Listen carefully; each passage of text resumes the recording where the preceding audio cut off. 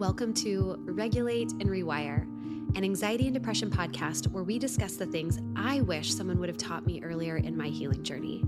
I'm your host, Amanda Armstrong, and I'll be sharing my steps, my missteps, client experiences, and tangible research-based tools to help you regulate your nervous system, rewire your mind, and reclaim your life.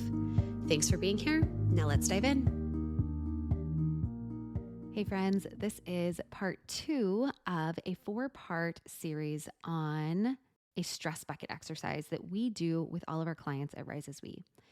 And before we go into any more detail into step 2 of this 4-step exercise, I want to take a few minutes to reiterate just how important stress management is.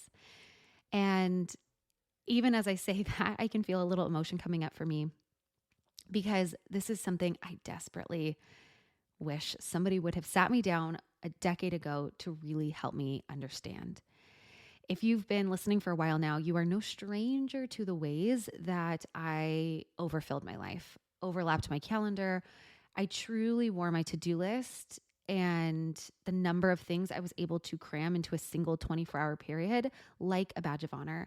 And I did this over and over and over again, day after day after day for over a decade, sacrificing play and sleep and self-care in so many ways for the sake of productivity. And I am healing in very real and measurable ways today from the chronic stress load that I carried, for what that load did to my body and to my nervous system. For a woman in her 30s, I'm in my 30s, my heart rate variability reads more right now like somebody in their 60s. And for those of you who don't know what heart rate variability is, this represents how much your heart rate differs over a period of time. And it's a really common metric that we use to measure resilience, to measure autonomic function. It's a measure we use for vagal tone, how functional, how optimal is your vagus nerve.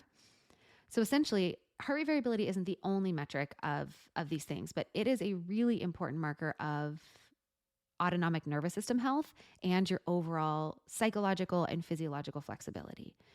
So high vagal tone or high heart rate variability usually equates to a more resilient, a more optimal, healthy system. And low vagal tone or low heart rate variability is a less optimal, less resilient system. And stress is associated with a decrease in heart rate variability. And then somebody who has lower heart rate variability is more easily stressed, is more impacted by traumatic events. It's a very, very slippery slope.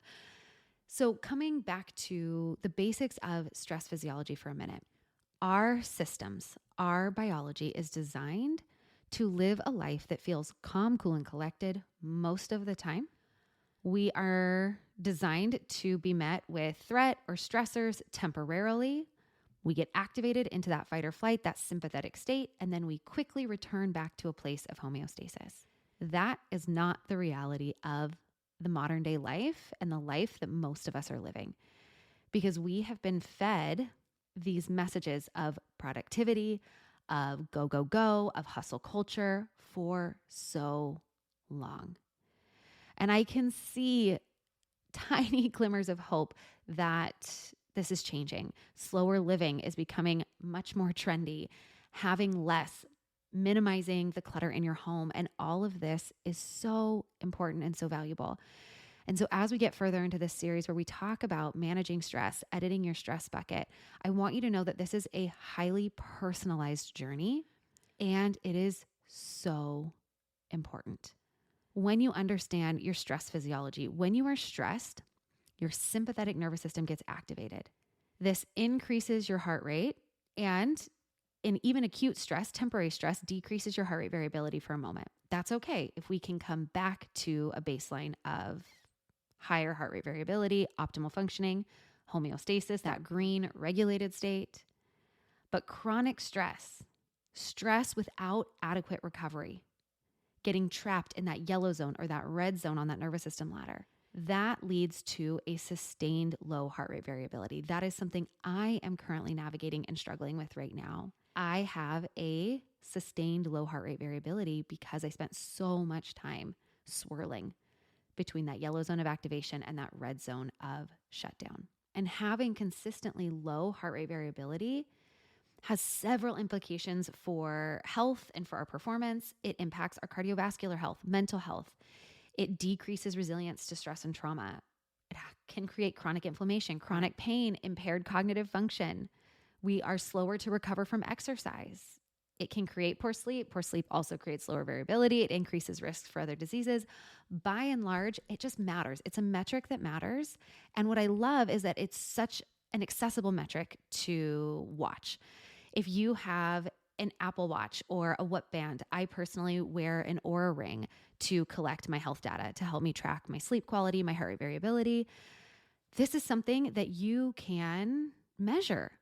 And what we measure, we have so much more autonomy and power to improve. And my hope is that by being here consistently, listening to a podcast like this, where it is physiology focused, you're taking these little bite-sized pieces of lifestyle changes that are going to improve heart rate variability, improve longevity, improve your resilience to stress and trauma over time. And luckily, heart rate variability isn't the only metric of health. Where I feel like I have lacked in heart rate variability, I have made up for in a sense of belonging, in strong social connections. Those are things that are also tied to resilience, to stressors, to trauma, to health and longevity in our life. And so it's not just about these physiological metrics. It's also about the overall quality of relationships in our life, our sense of belonging. And where we have maybe less control in one area, we can dial it up in another. All of these things contribute to stress management. And then what comes next is a lot of that deeper work of, okay, how do I get really good at saying no? How do I get really good at setting boundaries with people that I deeply love but are draining the life out of me? How do I get really good at spotting the way that I am continuing to live out old patterns that are rooted in old trauma? Who can I find to support me in that deeper work of regulating and rewiring my nervous system, my belief patterns? Stress management is oftentimes boiled down to get more sleep, have less stress. Stress management, managing your body's physiological stress response, is at the crux, is at the heart of everything we talk about when it comes to nervous system regulation. It is about the lifestyle habits that you have, the deeper trauma healing work to do, being really intentional about finding a sense of belonging in a safe community of humans. All of that has astronomical impacts on our mental health, our physical health, our quality of life. And my hope is that in this series, I give you a structure like we did last week, where we just put it all down. What are all of the stressors? And what are some of the things that feel like de-stressors to me? Today, we're going to talk about how to audit, how to check in with how stressed you are in any given moment. And then in the next two parts, we're going to talk about management. How do we manage the stressors in our bucket, manage our stress physiology in the moment and then over time? And then part 4, how to edit your stress bucket. That is the work of my life. Because I have such hardwired default systems to overdo, to say yes, yes, yes, yes, yes, even when I want to say no, no, no, no, no, to be all things to everyone. The work of my life is going to be consistently editing my stress bucket so that I can stay committed and have the capacity for the things that matter most in my life. But in order to edit, we also have to get clear on who we are and what matters most to us. And that can be something that brings up a lot for us.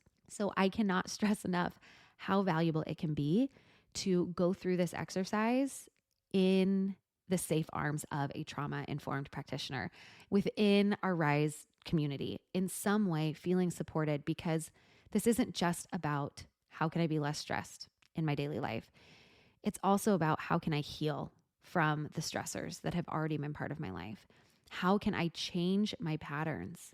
How can I live kind of flipping the bird at what society has told me, maybe the way that I was raised, live by my rules. But in order to live by my rules, I have to know who I am. what my true values are, not the ones that were given to me. I have to decide what feels the most important for me and what feels good in my life so that I can edit the stress bucket.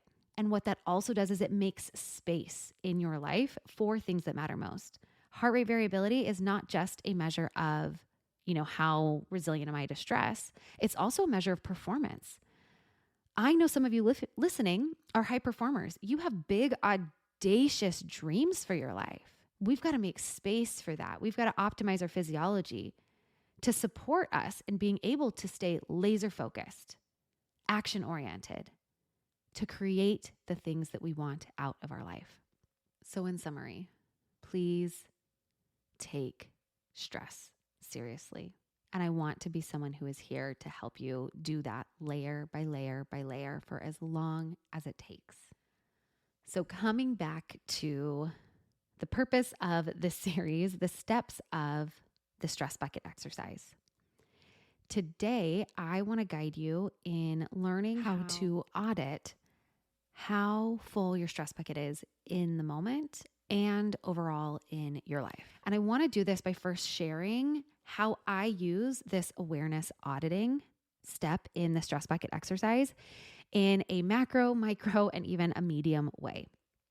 So how do I use this exercise as a big whole life audit on small, micro, day-to-day moments, and then to filter decision-making in my life, what I'll call the medium way.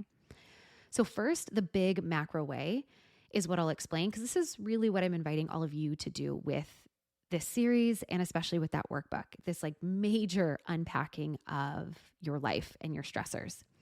And I do this about twice a year, I would say. I sit down and unpack my stress bucket with essentially the same worksheets that I've put together for you in that workbook. And I would love to tell you that I do this proactively to prevent overwhelm.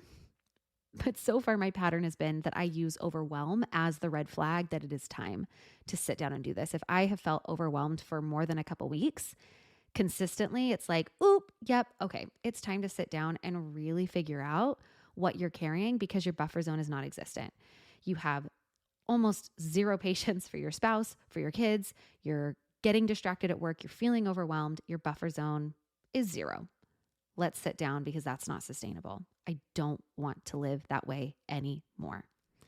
So when you feel like your daily stressors overwhelm you on a consistent basis, that is when it's time to have a macro look at all of the things that are in your stress bucket. And that's when it's time to get very real about what it is you're going to edit. Then I have this daily micro way that I use this exercise. And I really use it as just a check-in, a daily check-in. When I wake up in the morning, just about every morning, I take a quick moment. It's habitual at this point to just check in to my nervous system state. How do I feel in my body right now? What state am I in? Or how full does my stress bucket feel? Are three of those questions that give me about the same sense of where I'm at. And what this does is this helps to inform me on how I want to move through my day. So for example, today I actually woke up feeling pretty stressed. I woke up, did my check-in. I was feeling activated. I was like, oh yeah, today's a full stress bucket day and I haven't even gotten out of bed. And so I know that this means a couple things for me. This means that I will likely exhibit less patience for my family. It means that I'm going to have an urge to skip breakfast and get right into work, because this is where I often feel a sense of urgency. And then when I finally do get to my work, I will get frustrated because I am less focused. And I don't acknowledge these things as a way of already accepting it's just going to be a bad day because I woke up with a full stress bucket, but more so to set context for if or when those things happen. I don't want to fall into that thought trap of I suck, I'm the worst, why can't I just, etc. I spent a long time in the headspace of berating myself for not being able to measure up to the unrealistic expectations that I set for myself. Maybe you can relate. And so by setting just this awareness, it allows me to more easily access self-compassion in those moments. And it's through that self-compassion with that context. Remember, context helps your nervous system source for safety, that I can create just a little bit more capacity to, instead of shutting down because I'm so frustrated, to use my tools of discharging, of de-stressing. So when I feel the urge to yell at my toddler, it's like, oh yeah, Of course you do. It's a full stress bucket day. Maybe take a moment, go poke some holes in your bucket. We'll talk more about poking holes next week. Go take a deep breath. My husband and I have this language now. When I wake up, I can look at my husband and say, ooh, it's a high stress bucket day. If you have the capacity, I would really love if you could give me any extra support or just some extra grace and patience. And that helps him to have context for why I might be a little bit more snappy. So instead of his nervous system trying to source for like, well, did I do something wrong that I don't know about? Is she always going to be this way, et cetera, falling into his own, kind of like trauma thought patterns, if you will, it allows him to also have context to be like, oh no, this is just a hard day. How can I support her? Or how can I maybe just not take some of that snappiness as personally? And ultimately, one of the overarching goals of the conversations that I have here on this podcast are to give you that skill too, to give you the ability to tune into your nervous system at any given time and say, like, what state am I in? How do I know that I'm in that nervous system state? What do I want to do about it? Step 2 is exactly those same questions, just applied to the stress bucket analogy. How full is my stress bucket? How do I know that my stress bucket is that full? Okay, what do I want to do about it?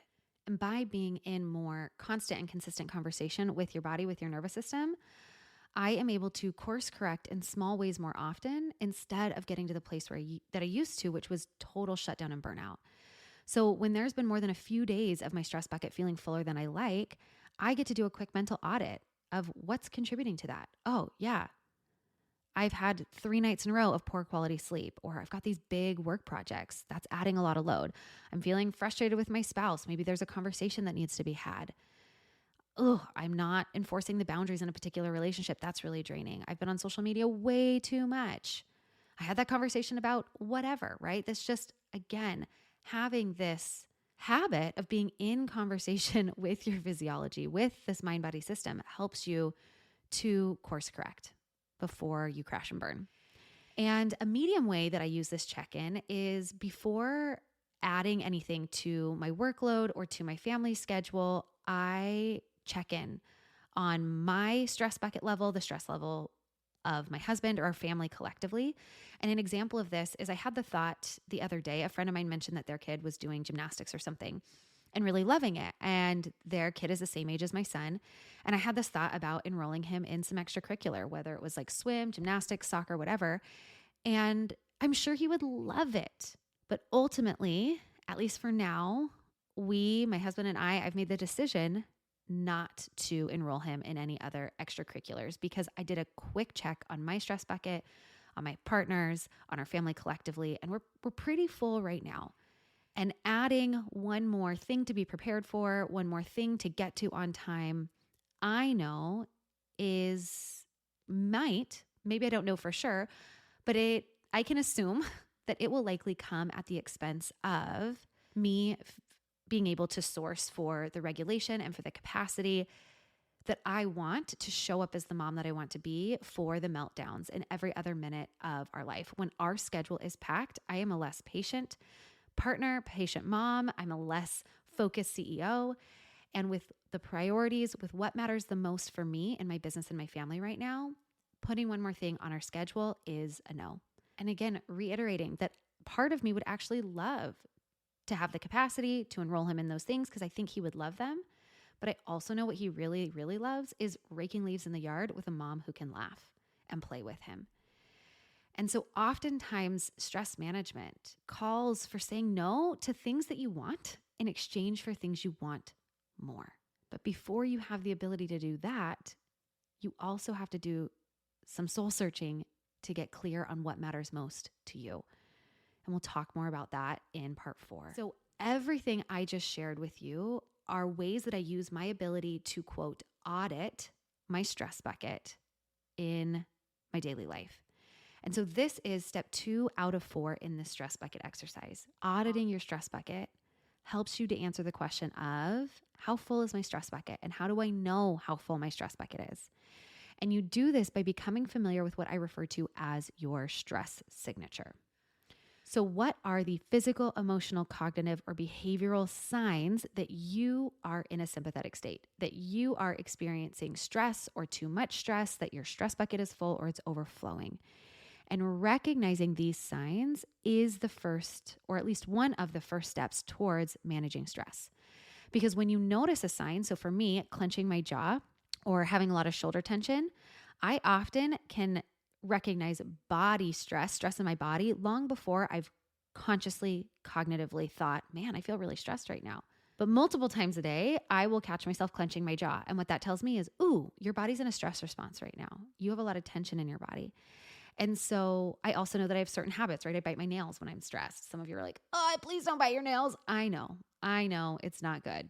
For a lot of reasons, it's not good. But because I have awareness that's one of my behavioral cues that I'm feeling stressed, when I bite my nails, or when I catch myself clenching my jaw, or when I catch myself falling into cognitive patterns of comparison or self-doubt, each one of those gives me an opportunity to immediately work on reducing or releasing the stress load on my system. Because I've become so attuned to my stress signature, to my body cues, I can feel tension and urgency long before I hit my breaking point. I used to have to wait till I hit my breaking point to recalibrate. But because I'm so attuned to and now familiar with my stress signature, I can catch my stress before my breaking point. And because I also have an awareness of the specific tools that help me to discharge and de-stress, I navigate stress on a much more effective and efficient basis all day, every day.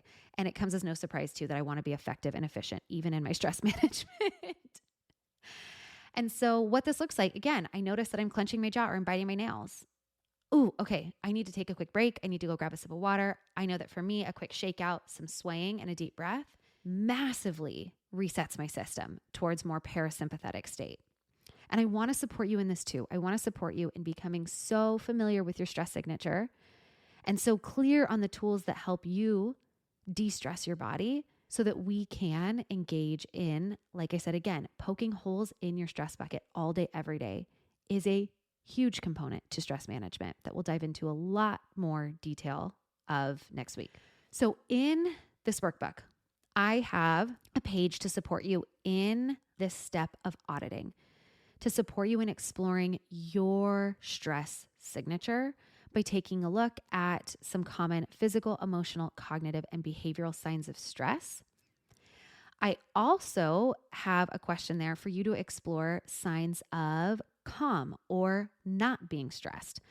I want you to become just more somatically literate. I want you to know what it feels like in your body to feel neutral, to feel regulated, and to feel stressed. I'll go through, similar to last week, each of these 4 categories pretty quickly for any of you who might not make your way to the workbook. And I would just highly encourage, even if you don't download, even if you don't write anything down, just go take a look at those workbook pages and spend a little bit more time seeing which of these common indicators of physical stress resonate as true for you. And then are you aware, or over time, try to cultivate awareness of maybe some other signals that you have a stressed out system that I don't mention today. So the first category is physical, somatic, sensational, that indicate that your stress response is activated. Things like jaw clenching, neck or shoulder tension, headaches, digestive issues, sleep disturbances. So what does it feel like in your body? Or do you clench your fists?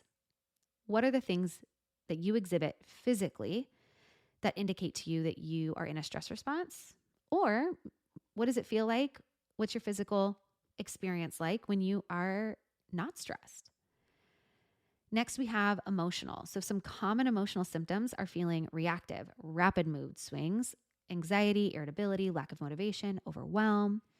How would you describe your emotional state when you are stressed versus when you are more calm, cool, collected, regulated? Cognitive. So some cognitive, brain-based, when I say cognitive, thinking, focus-oriented. Symptoms that you're stressed could be trouble focusing, negative thinking patterns, indecisiveness, racing thoughts, memory struggles.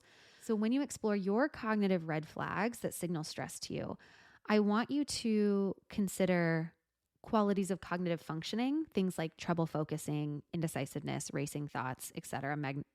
things like trouble focusing, indecisiveness, racing thoughts. I also would love for you to explore specific negative thoughts that come up for you. So, for example, I know that I am in a stress response when I have thoughts of who do I am to think that I can do this? I am never going to be able to accomplish X, Y, or Z. I suck for one thing or another. Do you have, your top 10 negative thinking patterns? I often will explore with clients when you are feeling dysregulated, when you're anxious, when you're shut down, when your stress response is activated. What are the stories that you tell about yourself, about other people, about the world? And tuning into some of those stories can be like, ooh, yeah, you're there. I've also identified what are my most common, what's called cognitive distortions. So catastrophizing, constantly thinking about worst case scenario, black or white thinking, all this or all that, filtering. When I hyper focus on the one negative podcast review and forget that there are over 100 positive podcast reviews. That's filtering when our brain just, hyper focuses on the one negative thing and we put blinders on to the positive or the more helpful or even the neutral things. So what is your cognitive experience like when you're feeling stressed versus not stressed? And then the fourth and final category we'll explore is behavioral. Some common behavioral symptoms of stress are things like procrastination, biting your nails, substance use, irritable or snappy behavior, sleep disturbances, avoidance. What does that look like for you? What are the things that you do or don't do when you're stressed versus the things that you do or don't do when you are more regulated?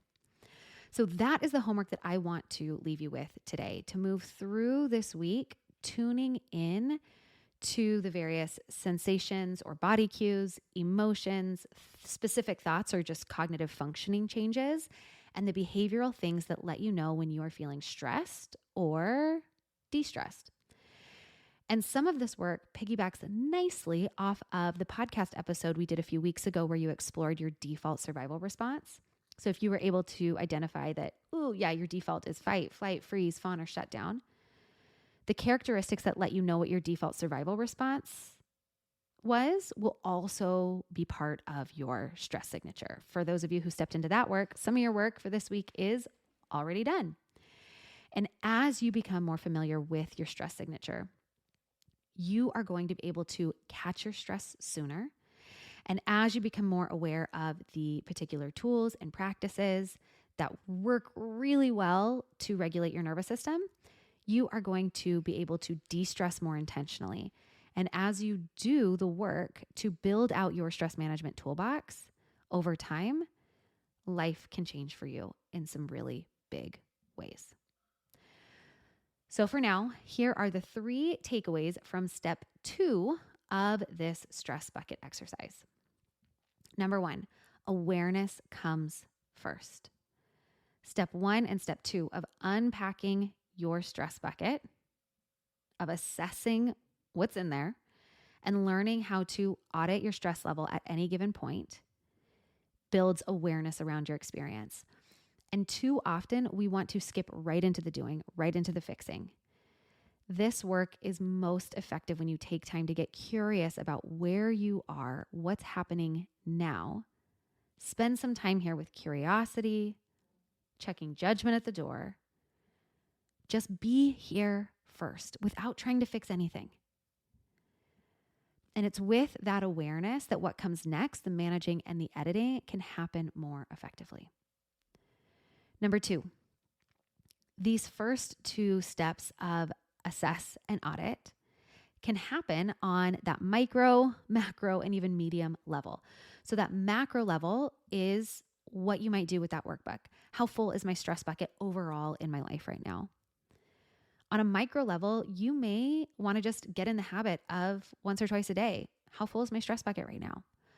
Or as a response to being more snappy, overreacting, shutting down, trying to source for, Why did I react that way? Why am I showing up this way? Well, how full is my stress bucket right now? Ooh, okay. And then in that medium way, before saying yes to one more thing, how does my or collectively my family's stress bucket feel? Own your no's to protect your yeses. This is all about creating more space in your life for what matters most. And number 3, stress is first a body-based experience. It is something that as you become more attuned to your nervous system, you are going to be able to catch stress in your body long before it becomes a consciously cognitive one. So take time this week to explore your unique indicators of stress in those 4 categories and use that exploration as information. Notice which category is the easiest for you to identify things. I'm willing to bet that for a lot of you listening, you're actually going to be able to have a longer list, a higher awareness of the cognitive signs of stress. Oh yeah, I do have trouble focusing, or I think these things about myself or others or the world, because so many of us are trapped in our head. We are not practiced at coming into conversation with our body. And this is a beautiful exercise to drop into your body just a little bit more this week and see if you can notice any of the behavioral, notice any of those physical sensations or emotional sensations in your body that also signal to stress. This work matters. Stress management matters.